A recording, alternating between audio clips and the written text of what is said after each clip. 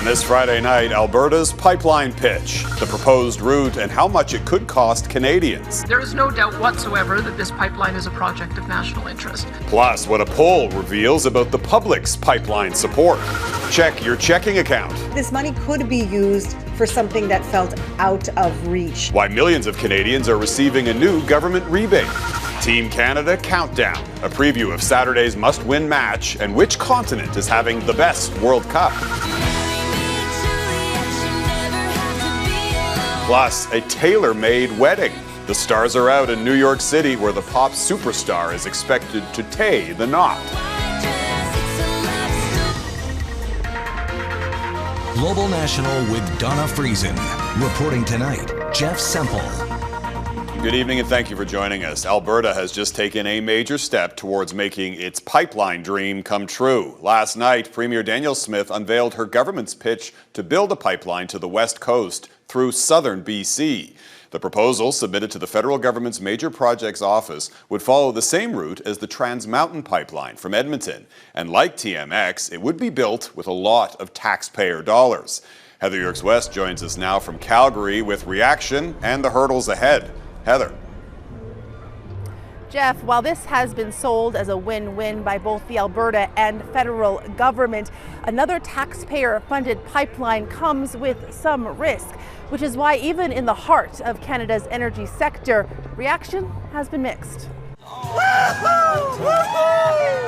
On day one of the Calgary Stampede, a new pipeline prospect is being celebrated. I think it's great news. Yeah.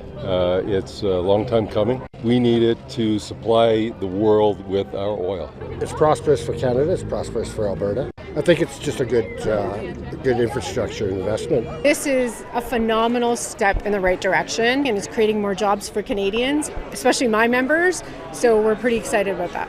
This is a new approach that helps us reach our full potential. But the new approach looks a lot like the country's last big pipeline plan, following the same route as TMX, and like TMX in 2018, taxpayers will be on the hook to build this multi-billion-dollar piece of infrastructure.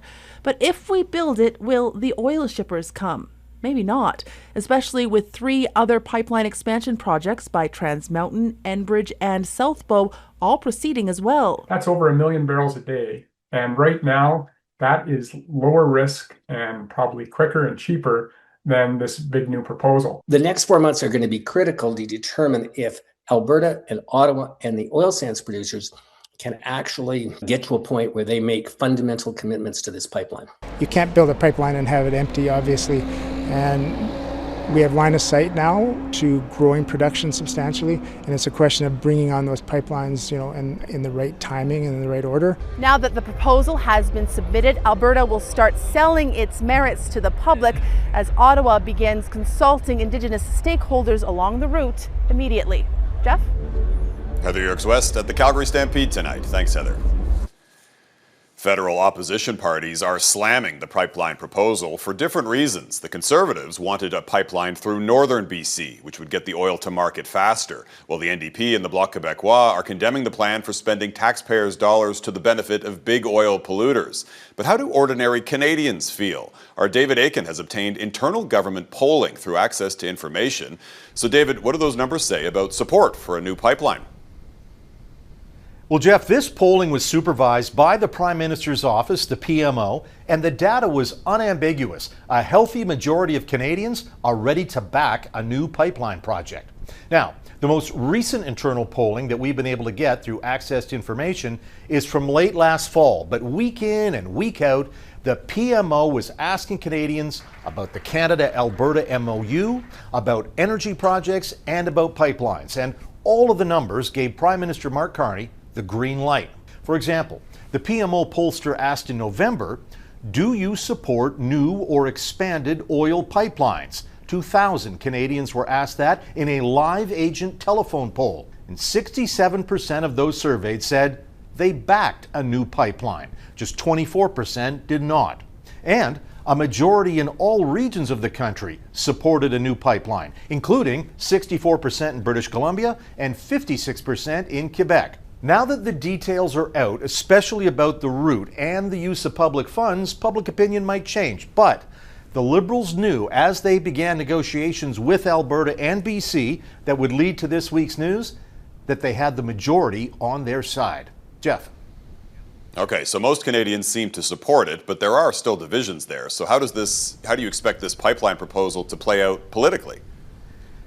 Well, the Conservatives are finding fault with some of the details, but they are, after all, a pro-pipeline party. But other opposition parties, they're going to be gunning for the Liberals on this. Let's take the Bloc Quebecois, for example. They say that this new pipeline, it's a complete abandonment of climate targets and will be a financial abyss for Quebec taxpayers. And don't forget, the BQ will go head-to-head with the Liberals in 2 by-elections this summer in Montreal. And if they win both, well, the Liberal majority in the House of Commons will be on some very thin ice. And this could energize both the NDP and the Greens, who have been struggling to find an issue that their bases can rally around. So, while this deal might neuter opposition on the Liberals' right flank, there is the possibility that it awakens and excites opposition on the Liberal left flank. Jeff. David Akin in Ottawa. Thanks, David.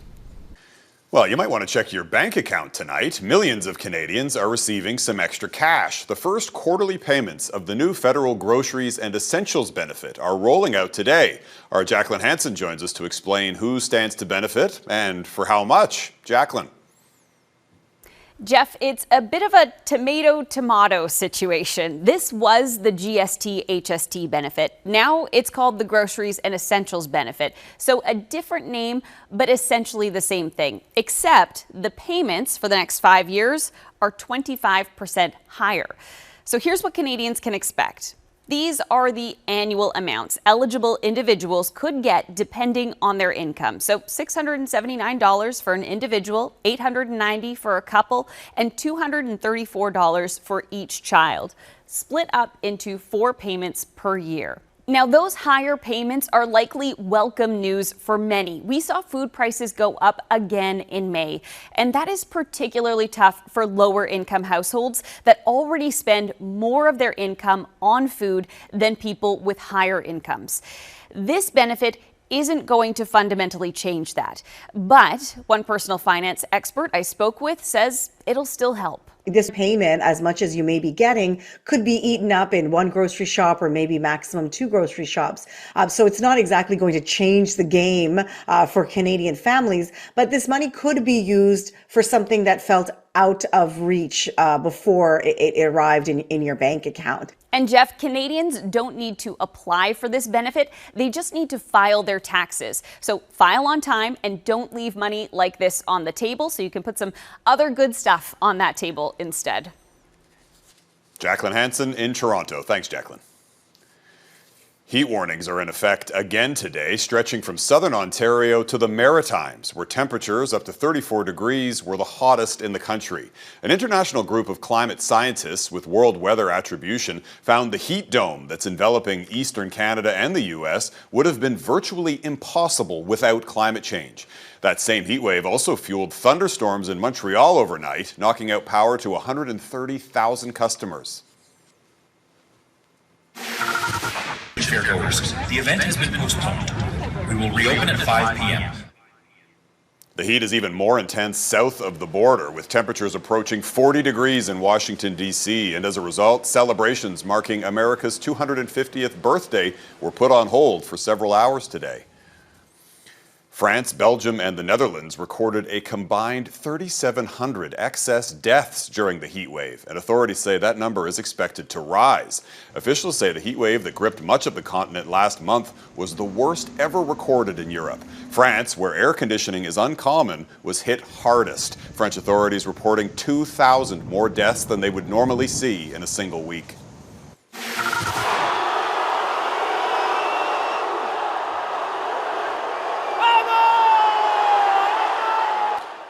People in Toronto braved the heat to catch a glimpse of a soccer superstar. Team Portugal posted this video of Cristiano Ronaldo and some of his teammates emerging onto his hotel balcony and sending fans in the street below into a frenzy. Portugal beat Croatia last night in what was Toronto's final match of this World Cup.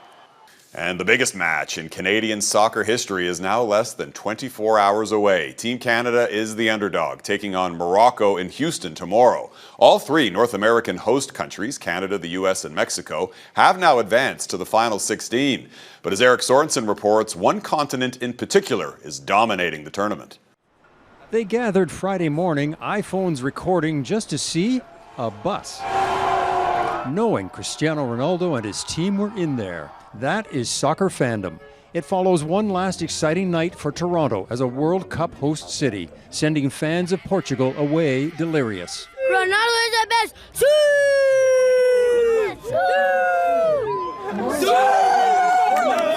Where does "Sue" come from? From Ronaldo. After scoring on a penalty kick, he jumped and turned, a signature move that comes with the scream "Sue," meaning yes. Familiar to fans who followed the career of the man who scored the most goals in men's international soccer history. It was a fitting way for Toronto to cap off its hosting of the World Cup. By morning, the FIFA portions of Toronto Stadium were already being dismantled, but the World Cup itself is moving forward. 2 matches Friday night will finalize the round of 16, but the picture is clear. Europe is dominating the World Cup so far. 7 countries have qualified, led by France, the world #1. South America, depending on Argentina and Colombia, both are favored in their matches on Friday evening, so they could have 4 teams. From CONCACAF, the 3 host countries are through, including us. Yay! Canada will face the African powerhouse Morocco. Asia, meantime, was shut out with Australia's loss Friday afternoon. The Canadian team training, even having a little fun on the eve of a match that puts them in elite soccer company at the World Cup. The players say they hope to give it their best effort, knowing the world will be watching. Coach Jesse Marsh was asked Thursday about the status of Canadian superstar Alphonso Davies, who's returned to playing but still nursing a leg injury. We were really happy that Alphonso was fit and healthy and back playing again. We will be thinking about how to use Alphonso again in this game, whether from the start or off the bench. Canadian fans are in Houston to watch, including Adam Gron and his son Oren. It's a once-in-a-lifetime thing. And because I don't know if my lifetime will ever come back to Canada. It's great to be able to, do something that we both love to do, go, experience the environment and reinforce what it means to be a Canadian. Zara Hashmi is torn, a fan of Morocco with family in Toronto. I'm just going to wear a red shirt, and then at one side of my face I'll paint the Morocco flag, and the other side I'll paint Team Canada's flag, so that way I don't upset her too much. It's been a heck of a ride for Canadians at home and on the road, with at least one more thrill ride to come in Houston on Saturday. Eric Sorensen, Global News, Toronto. Iran's so-called funeral of the century coming up. The days-long ceremonies honoring the supreme leader killed in that U.S.-Israeli strike. Will his son and successor make an appearance?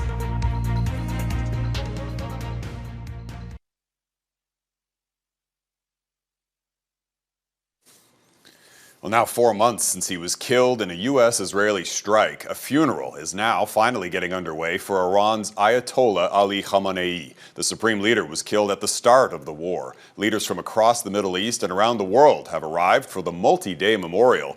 As Redmond Shannon reports, there's still no sign of his successor. Getting ready for Iran's so-called funeral of the century. Millions of people are expected to attend the almost week-long farewell to Ayatollah Ali Khamenei, delayed for months due to the US-Israeli war with Iran that began with his killing, a conflict far from resolved. This woman says only by avenging his death can the sorrow of Iranians be alleviated. Khamenei's body is brought to lie in state at Tehran's Grand Mosala, alongside his family, including his granddaughter. Iran's president and speaker led the mourners, but notably absent the former supreme leader's son and successor, Mujtaba Khamenei, not seen nor heard from since his father's killing, suspected to be injured in the same airstrikes. The security precautions that kept him out of the public will probably keep applying, so I don't think we will see him. A delegation from Iran's ally Russia attended Friday, and from neighbouring countries as well as some parts of the Muslim world. Qatar and Oman did send relatively high-level delegations. The UAE didn't, apparently as a consequence of course, the recent tensions. The main funeral ceremony is Saturday, and over the coming week, Khamenei's body will move from Tehran to the holy city of Qom, and then on to 2 other sacred sites across the border in Iraq, before his burial in his birthplace of Mashhad on Thursday. Security is tight, and not just because Iran is in a fragile ceasefire. The funeral of Khamenei's predecessor Ayatollah Khamenei in 1989 had to be abandoned and rearranged after descending into chaos when the enormous crowd took control of the coffin and the body fell out. The under-pressure authorities will be hoping for a smoother ceremony this time. Redmond Shannon, Global News, London. People in Ukraine's capital are observing a day of mourning after the deadliest Russian strike on the city this year. Flags were lowered across Kyiv and a makeshift memorial was set up outside an apartment building. The Russian attacks killed at least 30 people and the death toll could rise. Rescuers still searching through the rubble for possible survivors. Ottawa is promising a multi-billion-dollar military buildup. Still ahead, why the plan is raising questions about how the funds will be spent.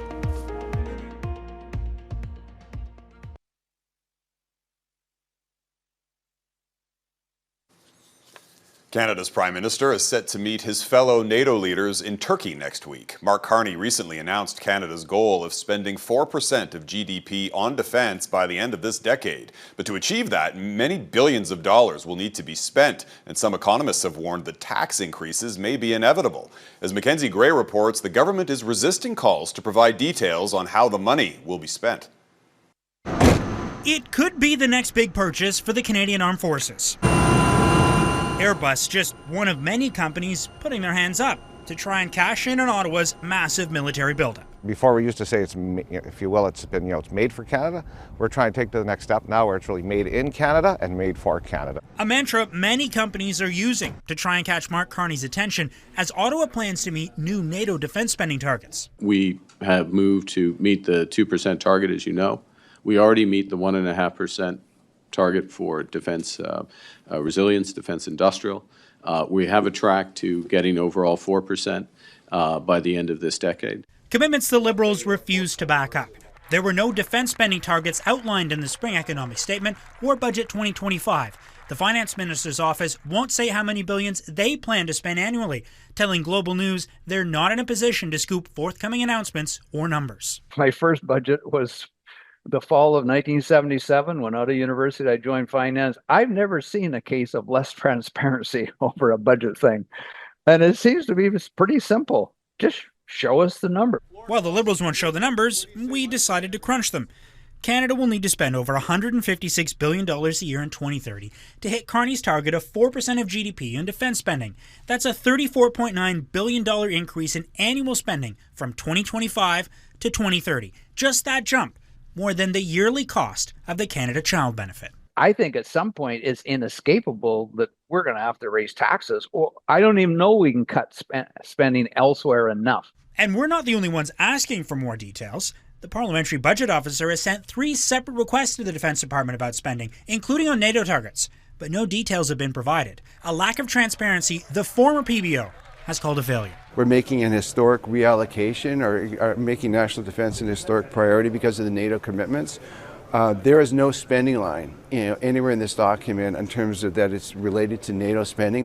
On Monday, Carney's expected to pick if Canada will buy new submarines from either South Korea or a German-Norwegian consortium, Jeff, the day before he heads to the annual NATO summit. Mackenzie Gray in Ottawa. Thanks, Mac.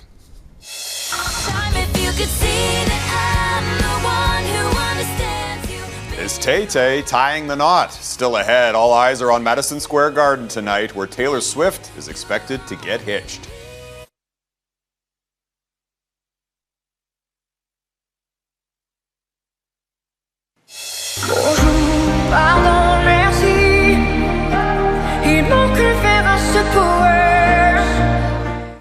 That is Celine Dion's new song, Bonjour, Pardon, Merci. It's the music superstar's second new song in just 3 months and comes ahead of her Paris residency. She'll perform 16 shows in the City of Lights beginning in mid-September, and they're all sold out.